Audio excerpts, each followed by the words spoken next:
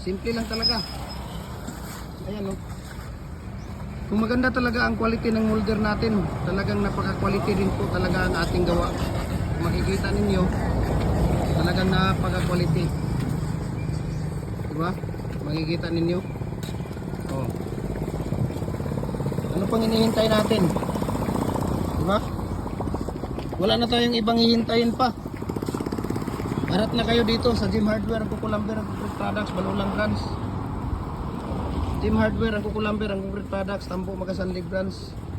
Gym Hardware, ang Kukulamber, Concrete Products, Kanituan Branch.